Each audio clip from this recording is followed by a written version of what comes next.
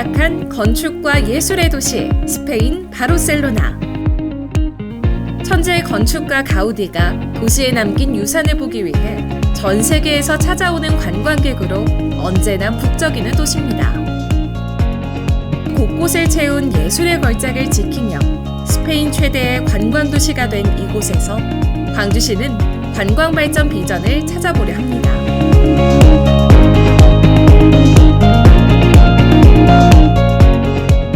바르셀로나 악티바 본부, 유럽 최대의 도심 재개발 프로젝트를 만날 수 있었습니다. 무슨 이익을 보려고 여기다가 투자를 하는 거예요? Porque Barcelona es una ciudad que atrae talento. 이름 자체가 브랜드가 되는 도시에서 광주만의 고유 브랜드화를 바라봅니다. 바르셀로나 거리 속에서 만난 다음 목적지는 람블라스 거리. 인도를 이렇게 넓게 만드는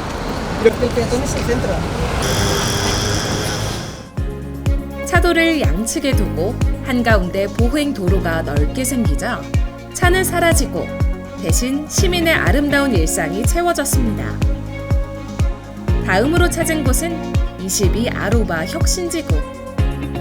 쇠퇴한 공업부지가 혁신과 기술의 중심지로 탈바꿈하면서 세계의 도시 행정가들이 주목하고 있는 곳. 저런 것은 그대로 살렸구만요. 그대로 살려서요. 바르셀로나 시청에서 리모델링을 한 거고요. 그렇지만 현재는 사용하는 건 대학교 강좌, 도서관으로 사용하고 계시고요. 전통과 아주 최신이 현대가 결합되었던 공간인데. 네, 그렇습니다. 네, sí, eso es una mezcla. 비슷한 과제를 고민하는 광주시에게 큰 영감을 주는 기회가 됐습니다. 세계에서 가장 아름다운 음악홀 중 하나인 이곳은 유네스코 세계문화유산으로 지정된 카탈루냐 음악단. 카탈루냐 합창단을 위해 지역사회가 만들어낸 예술 공간입니다. 지금도 시민의 힘으로 가꿔가는 음악단은 바르셀로나의 문화적 자부심이기도 합니다. 인간이니까 아닙니까? 이분들은 어떤 월급 개념으로 이렇게 정기적인 수당을 주는지.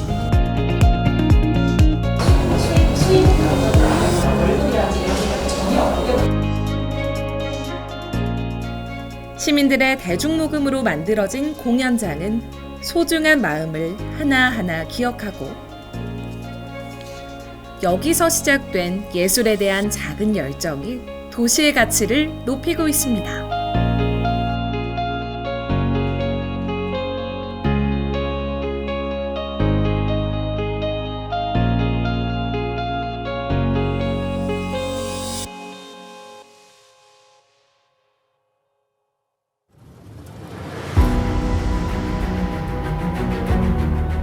나치 세력의 중심지에서 인권의 도시로 탈바꿈한 도시, 독일 뉘른베르크입니다. 해마다 수십만 명의 나치가 모여 대규모 전당대회를 열었던 뉘른베르크는 전범 재판과 함께 세계적인 인권 교육의 장소로 재탄생했습니다. 인권이라는 공통의 관심사를 지닌 광주와 뉘른베르크. 강기정 시장은 오는 10월 광주에서 열리는 제13회 세계인권도시 포럼에 쾌니의 시장을 초청했습니다. 광주가 80년 5.18의 군사 학살에서 민주의 도시로 전환되어가는 또한 인권도시 활성화와 향후 교류 협력 방안에 대해 심도 있는 대화를 나누며 관계를 더욱 돈독히 했습니다. 뉘른베르크 시장과의 환담을 마치고 방문한 곳은 지멘스 에를랑겐 디지털 체험센터. 생산 공정과 신설 중인 설비를 둘러보고 디지털 인재 양성을 위한 산학 협력과 지멘스 디지털 체험센터 광주 설립 등에 대해 논의하는 뜻깊은 시간을 가졌습니다. 베를린 장벽을 무너뜨린 독일 평화혁명이 시작된 민주 평화의 도시 라이프치히. 라이프치히 중심가에서 북서쪽으로 향하다 보면 마타이키르호프 광장이 모습을 드러냅니다. 이곳은 옛 동독 안보부의 무기 창고로 쓰였던 공간으로 1989년 시민혁명 운동가들에 의해 점령된 후 현재 민주화 공간으로 재개발 중입니다. 민주, 평화, 인권의 도시답게 우크라이나 난민 수용에 앞장섰던 라이프치히. 호닝 부시장과의 면담에서 광주의 고려인 마을을 알리고 외국인 지원 정책에 대해 함께 고민하는 시간을 가졌으며 곧이어 부르크하르트 용시장을 만나 광주에서 열리는 제13회 세계인권도시 포럼 초청장을 공식적으로 전달했습니다.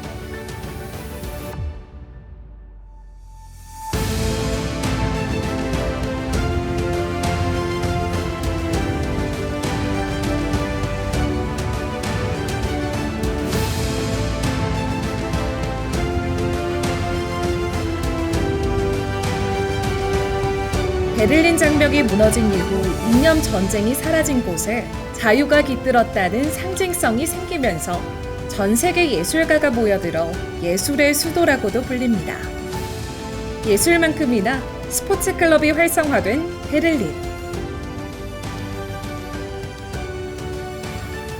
광주시는 이번 순방에서 베를린 최대 규모의 생활 스포츠 클럽인 지멘스 슈타트를 방문해 체육시설을 둘러보고 광주의 생활 스포츠 저변 확대를 위한 방안들을 논의했습니다. 한국과 독일의 스포츠 클럽 규모는 확연하게 차이가 나는데 정부의 공적 지원 아래 다양한 프로그램이 운영되고 이용료가 저렴하다는 점이 독일의 생활체육 활성화를 이끈 것으로 보입니다. 독일에서 가장 오래된 역사를 가진 축구 클럽 헤르타 BSC. 1892년 창단된 헤르타 BSC는 축구부 외에도 복싱, 탁구 등 다양한 종목을 육성 관리하고 있습니다.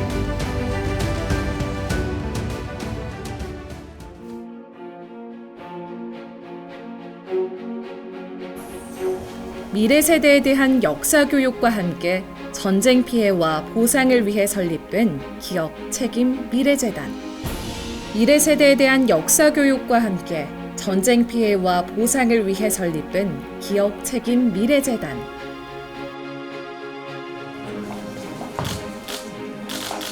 독일의 어떤 국민들의 인권과 이런 것들이 어떻게 찾아져 가는가, 기록되고 미래로 향해 가고 있는지를 배우고자 이 자리에 오게 됐습니다. 100여 개국 166만 명에게 강제 이주, 강제 노역 등에 대한 보상으로 44억 유로, 우리 돈으로 약 6조 원을 지급한 바 있습니다. 위험지원금하고는 별도로 희생자들에 대해서 지금 80년 이후에 8번에 걸쳐서 계속 보상을 해주고 있습니다. 5.18 민주화 운동을 겪은 광주에게 훌륭한 롤모델이 된 기업 책임 미래재단. 배상 절차를 마친 이후에는 미래세대 교육과 희생자 추모 활동에 주력하고 있습니다.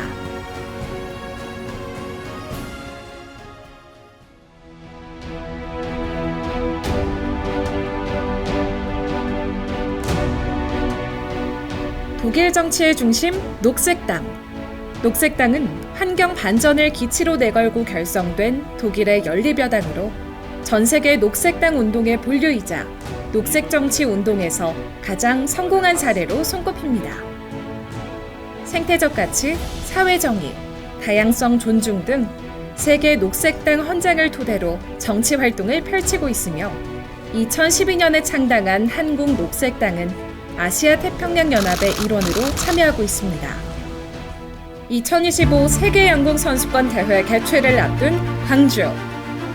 베를린에서 열린 세계양궁연맹 총회에 참석해 양궁도시 광주를 대대적으로 홍보하며 대회 성공적인 개최를 기원했습니다.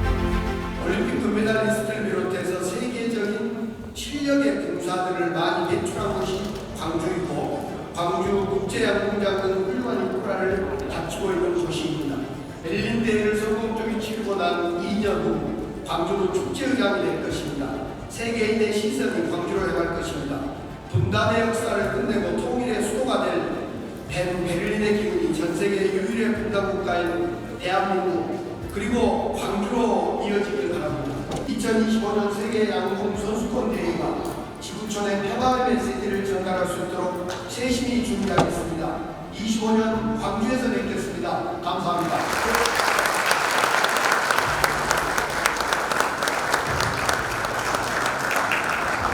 And during the championships in Gwangju, the Gwangju people will be following very closely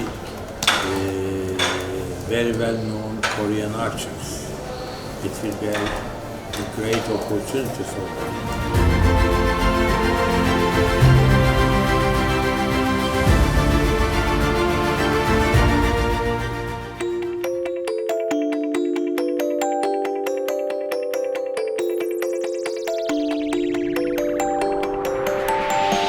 쇠락한 도시에서 친환경 도시로 기적을 이룬 도시 말뇌. 특히 자전거 친화 도시로 유명한 이곳엔 자전거의 집 슈케루실트가 있습니다.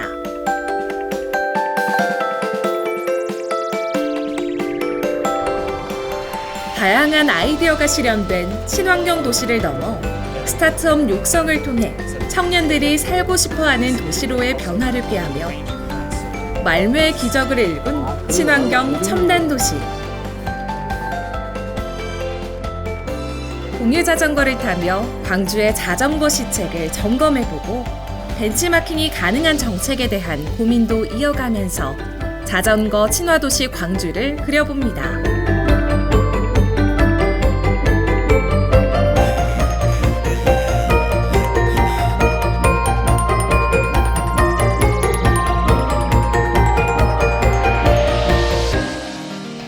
대표적 녹색 도시로 손꼽히는 덴마크의 수도 코펜하겐. 이곳에서 광주시는 친환경 소각시설인 ESG 아마게르바케에 주목했습니다.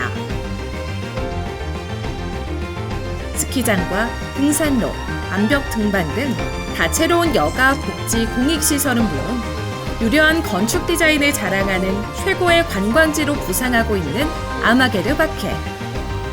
광주시가 새롭게 지을 자원 회수시설 역시 창의적인 발상을 통한 환경 친화형 시설로 건립해 시민이 사랑하는 도시의 랜드마크가 되길 꿈꿔봅니다.